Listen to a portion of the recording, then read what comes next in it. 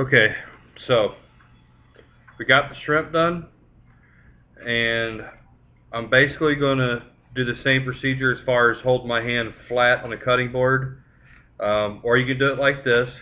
What I recommend doing is a smaller shrimp. On the smaller shrimp, just take a sharp knife and barely run it through the back of the shrimp.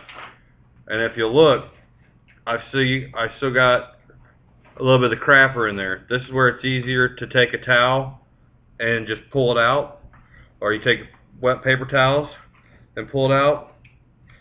See if I can give you a demo. I'm going to use one of the bigger pieces. Actually, let me show you another one of the smaller ones again. So I'll take the smaller one, okay, smaller pieces. These are ones that I'm just going to fry, it's like a popcorn style or something like that, just popcorn shrimp.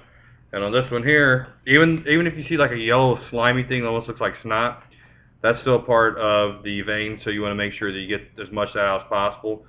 So I took this smaller one again, and this one here is one that I got all the vein out of it whenever I did it. But whenever I'm running my knife through it, I'm literally taking it like 1/8 of an inch. I barely want to open that shrimp up, just enough to get the vein out of it. So we've got those. The big ones. These are the ones, see this nice great big one? This is one that I'm going to make the coconut shrimp with.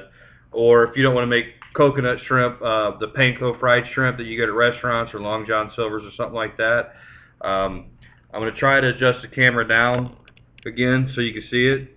On this one here, basically what you want to do is you want to take the shrimp, and I should have left the tails on these actually, so that's my fault. For the panko fried ones, I should have the shrimp. But what you're going to do is you're going to take it and you're going to cut it all the way down to where you literally almost cut the shrimp in half. And then what we do is definitely leave the tails on. I messed up with this because I'm trying to hurry up and get it done. I took this shrimp, and this one's got a little bit of that slimy snot stuff on it, so I get it. But what you're going to do is you're going to take it, and on this one, like I said, you're going to leave just a little tail piece on it for the ones that you're going to do panko style. But what I do is I cut it pretty much, you want to cut it to where it's almost all the way in half.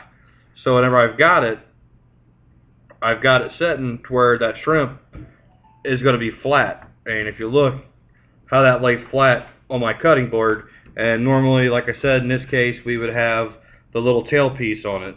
But once again, that was my boo-boo. So I got this one. That's going to be my bigger one that I'm going to do my coconut shrimp with. So I'm going to take another one and do it the same way. I'm going to take my knife, and I'm going to run it right down the back. Hold my hand flat against it so I don't cut my fingers off. And cut it all the way down to the last part of the tail. When you leave the tails on these, you can run it all the way to the end piece on the shell. So I take it, I've got it run down, and you'll see I take it and it's nice and flat. Once again, if you look at it on my board, that shrimp is going to lay flat. And these are the ones that we're going to bread for the coconut shrimp or your panko fried shrimp. So I'm going to do the rest of these real quick, the ones I'm going to do for my coconut, and I'm going to leave the other ones separate. And see you in a minute.